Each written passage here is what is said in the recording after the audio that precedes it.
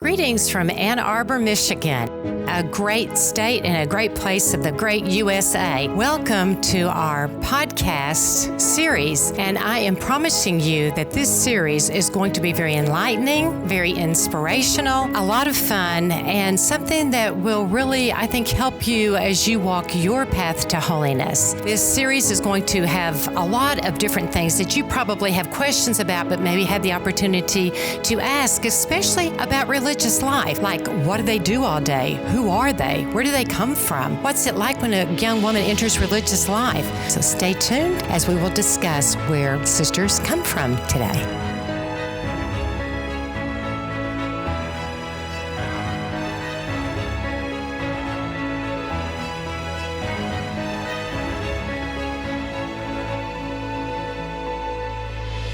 Welcome back to Lumen Ecclesia Digital, or as we like to say, LE Digital, and to our podcast series, The Truth Will Set You Free. I am Sister Josephine Andrew Bogdanowicz, a Dominican Sister of Mary, Mother of the Eucharist in Ann Arbor, Michigan. And today I have with me a very dear friend, and you'll hear more about our friendship and certainly my own sister in the Dominicans as time goes on in this podcast. So we would like to welcome you, Sister Catherine Thomas Brennan. Thank you, Sister. Sister, you are one of the fewer sisters in our community that is an only child. So we will get into that in a minute, but why don't you tell us a little bit about your family and your upbringing? Thank you, Sister. Well, I grew up in Houston, Texas. My parents moved there when I was very, very young. My dad, for his job, he's a physician. My mother is a lawyer, and so growing up, the intellectual life and the desire to learn and the love of learning was always a part of our life. Religiously, we were a divided house. So my dad is not a believer, and he had self-identified as an atheist as I was growing up. My mom, very fervent, loves her Catholic faith. And I grew up in the middle. They are still married. They are still married, 41 years, 2 days ago. Oh, beautiful, sister. Praise God. So growing up, I always knew I was loved. That was never a doubt. I did struggle to find the truth about what was really real, about God, about the universe, about what's the meaning of all this. And seeing my dad, I mean, both of my parents are very intelligent and very loving. So it's not as if my dad had the brains and my mom had the heart, but at all. They both have a lot of brains and a lot of heart. They do. They do. But for me, it always seemed as if my dad's non-belief was the reasonable, and my mom's faith was about relationship. So I felt torn growing up between that, feeling as if I had to choose between reason or love and relationship when there's no divide in God at all, who is reason and who is love. So. Very interesting, sister. You mentioned, and I can certainly verify this because I know her parents and love them and I'm very, very close to both of them. But you mentioned, I think, one of the keys to successfully bringing up children, the fact that you knew you were always loved. Why don't you talk about that a bit? I mean, in some ways, it's just as simple as that. I knew that either of my parents would not hesitate to do anything to make me happy, including laying down their own lives. And at one point in my childhood, we faced a really dangerous situation where my dad basically did lay down his life for our family. So there was no doubt or question. I never even had to wonder, was I loved? It was always obvious. So, sister, as you grew up, and you began to wonder about the big things in life, and you saw the dichotomy between your mom's religious beliefs and your dad's lack of, and yet the charity between both of them. especially given to you, because I know you are the queen of the house, and I have experienced that many times visiting her beautiful parents and getting to stay in your room, and it's the princess room, I guess I should say. But in any that case, room has more pictures of me now in it than it ever did when I was growing up, by the way. Does it really? I don't need to look at myself. I couldn't imagine you having that many pictures of yourself in your room. But sister, now it's kind of like a little shrine to you. But in any case, sister, at what point did it really become kind of a burden to you? Which of these two did you think really was closer to the truth? Because you also are very, very bright. And so I would imagine at some point there was that dichotomy and you had to start making some decisions. Yes. I did experience during high school a real draw towards my dad's side of the equation. When I was a sophomore, though, I had, for the first time in my life, a religion class where the teacher taught every Catholic doctrine from an apologetical standpoint. So it was a class just on Catholic doctrine. And he said it on the very first day, I'm going to provide a rational, logical defense for everything I ever claim about the Catholic faith. And so, and starting from the very beginning, is God real? Did Christ ever even live? Was he God? And from there. And it just astounded me that there would be reasons why Catholics believed what they believed. And so the year went on. I loved both semesters. The class answered a lot of questions that I had, not all of them, but a lot of them. And it answered enough of them to convince me that you could be a reasonable person who took the life of the mind seriously, as well as having faith. And so a lot more doors had to come down, but that was, I think, the biggest one. And it opened me up to the possibility that the church might have something to speak to the intellect. Beautiful. Sister, at that point, this is sophomore year, and on previous podcasts, I have said how fifth graders and sophomores are the most vulnerable and the most open, and my favorite ages to teach. But sister, at that point in your life, when you began receiving logical reasoning behind the faith that the church certainly proclaims, because of this wonderful teacher, did it ever go through your mind, perhaps you would want to be a teacher, or not at that age? Never, no. Although I think in the long run, St. Catherine of Siena says that we love with the same love that we see ourselves loved by. Yes. And as I look back on my life and what God has done to lead me to the truth about himself, he's done that through the classroom in so many ways. When I went on to St. Louis University, I studied philosophy, which was one of the most tremendous blessings I've ever experienced in my life. One time I had a friend who said, a lot of times people study philosophy and lose their faith. So how have you found that to be? And I just had to tell the truth, which was, it's only because of philosophy that I have any faith at all. Wow. It opened so many doors. It removed so many obstacles, so many contradictions that I thought I saw. So I've definitely received a lot of the love of the God who is truth through teachers who were willing to listen to my questions and just speak the truth in response. Sister, we first met 12 years ago. Yes, 12 years ago. And I flew into St. Louis by the invitation of a mutual friend of ours. And as the vocation director, I was going to give some talks on vocations and everything. And the very first young lady that I would meet was you. And I found out later that this mutual friend knew that you were trying to set me up. Yes, sister. exactly. He set you up well. It worked. We owe him a lot. But I realized that he really was trying to also gain your soul back to Christ, because he knew you were still in the throes of some of the battle interiorly of what did you really believe and how hard would you really bite down on the faith. And he, being a very fervent, beautiful Catholic who really had that beautiful spiritual friendship with you, knew that if this fish could be brought to to the boat of Peter would be a great fish. And so at that point in time, Sister, I remember we went to a coffee shop and we must have talked for about 4 hours. Do you remember some of that? I remember that visit. I remember offering my car so that I would be the one who would drive you around the rest of that week. Beautiful. And those 2 years, so 2 years went by between when I returned to the faith, which was my sophomore year of college, and then my senior year, which is when we met. I really was, I think, a baby Catholic for those first 2 years, just falling in love with everything about the church. And I am sure that we talked about how I'd begun already thinking about a vocation. And But you also had a very serious, you told me, boyfriend at the time. It is true. And we had, picked out names for the first 6 of our future children. And they were all really good Catholic names.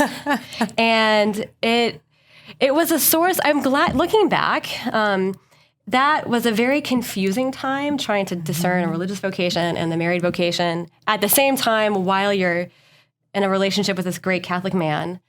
But looking back, I'm really grateful even for the confusion of that time, because I really began to see, as I was seeing so much of the church with new eyes and for the first time. And so then for the first time, I was looking on marriage as a vocation, a call to holiness, which was just not something that was part of anyone's vocabulary when I was growing up and going to Catholic school.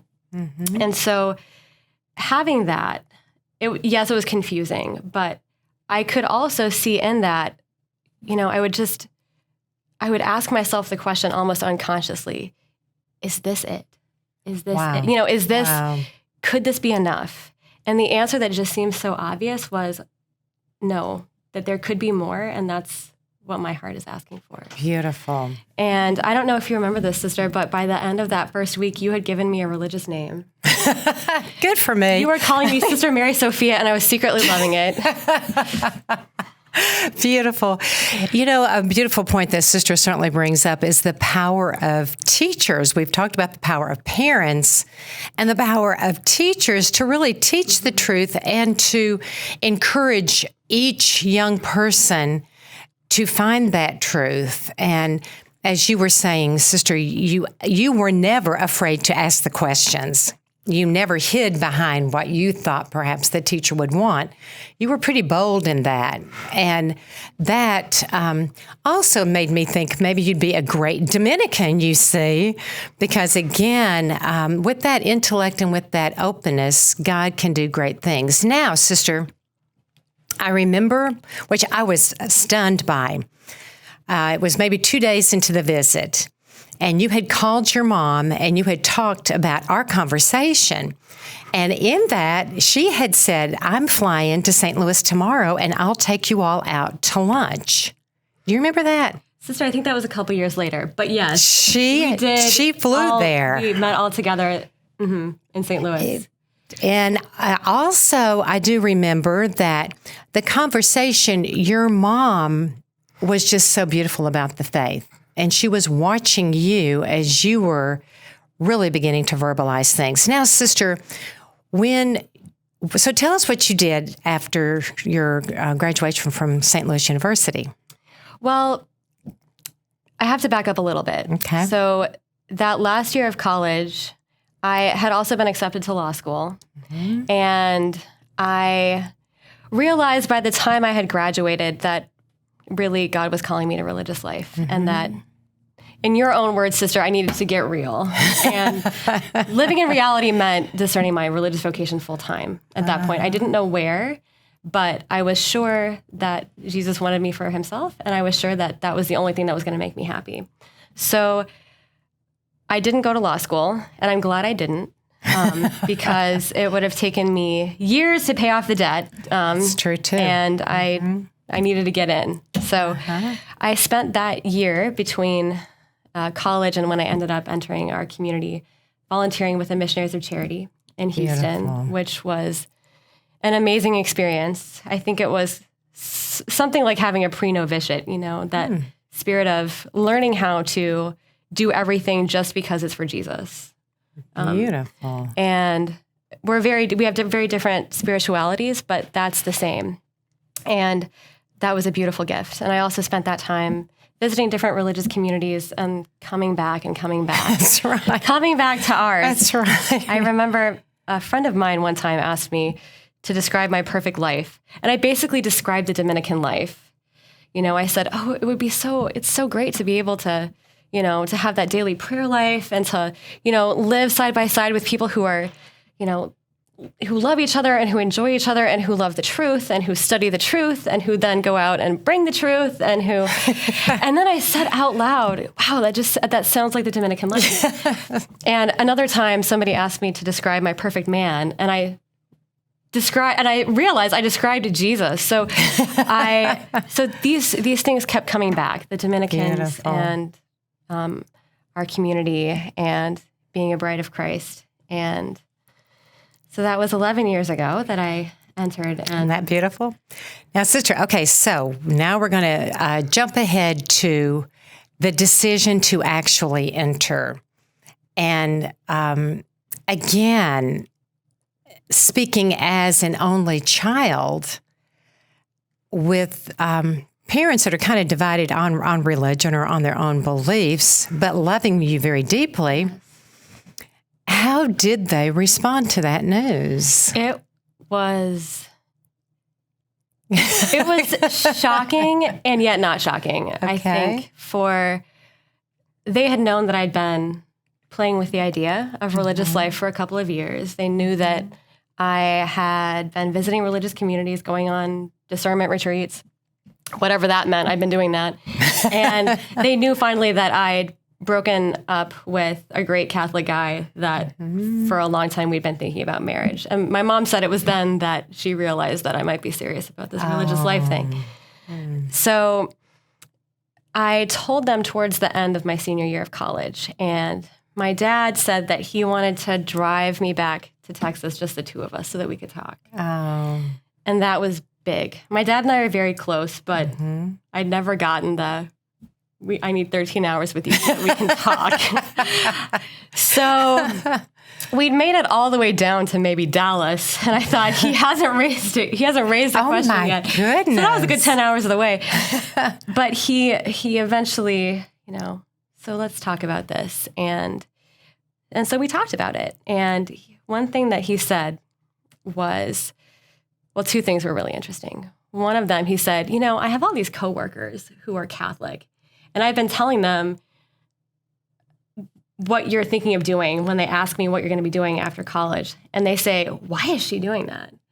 And he says, and then I find myself in the position of having to explain what you're doing to all these Catholic people. And I'm an atheist. Don't you think that's weird? And I said, yes, Dad, I do.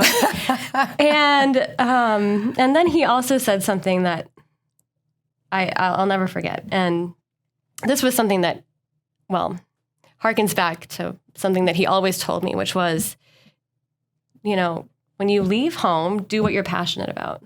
Oh, so that was his advice for choosing classes, for choosing a major, do what you're passionate about. Wow. And he said, now, driving back down south around Dallas, he said, I always told you to do what you were passionate about. And I never thought it would be this. But I have to stick by what I said.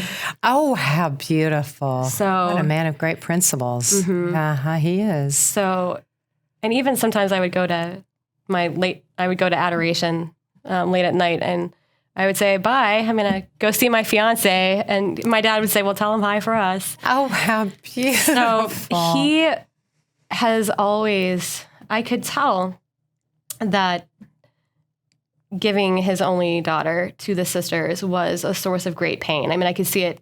I could see it in him, but there was never any trying to change my mind, or he wanted to understand. He asked me questions in order to just try to understand what I was doing and what I wanted, but never to try to dissuade me or manipulate. And my mom has also been incredibly generous. True. And she would be the first to say, I tried to talk her out of it, or at least the timing,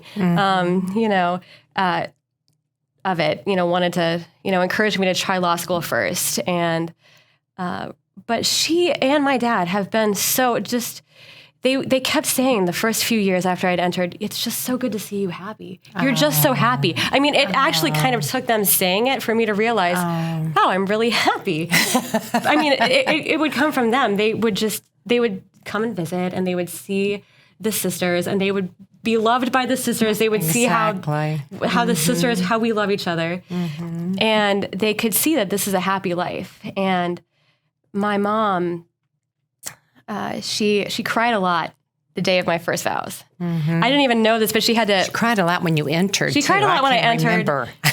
She did cry a lot when I entered. She cried a lot. I mean, I didn't even realize this, but she told me 5 years later after my final vows, she said, I spent half of that day in the bathroom just crying. But she said, the day of my final vows, she said, today it's all joy.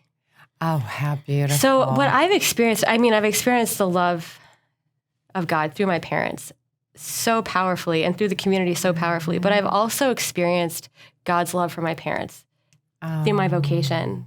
I mean, my mom will write me these beautiful notes where, I'm praying here. I went to adoration today, and I was praying for you, and here's what I was praying for you, and I'm praying for your students. She's adopted all of my students as her spiritual grandchildren. Yes. And beautiful. Sometimes she'll write them letters and ask me to give them to them in class, and they've, and they love it. They love having a spiritual grandma out there. Aww. So I have been just so tremendously blessed to see how my parents have been blessed by the community. And they will say how now they have so many daughters. Yes, before they had just one, and now they have over 100. Well, sister, that brings me to like a closing question. As an only child, and seeing the change in your parents through the years of your religious vocation that you've lived so far, what would be your words to both the parents who are listening to or watching this podcast, and to the young women or even men who are only child? Yes. For this, I'm not bold enough to say this of myself, but I am bold enough to quote my mother. Okay. And here's what she says to parents who are struggling with their daughters entering the convent. She says, get out of God's way. Beautiful. If God wants your daughter, this is what's going to make her happy. And so get out of the way if you want your daughter to be happy.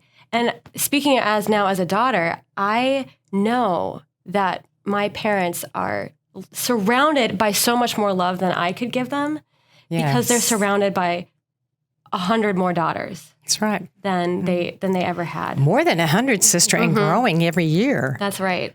Well, sister, thank you so very much. It's very obvious that sister is a blend of both her parents. And true.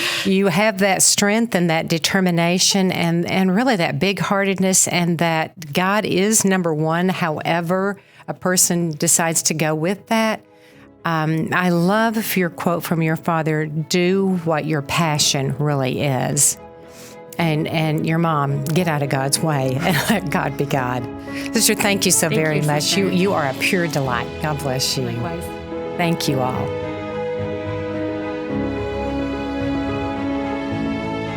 So if you like the material on this particular podcast, then please click on the next podcast for another fascinating story.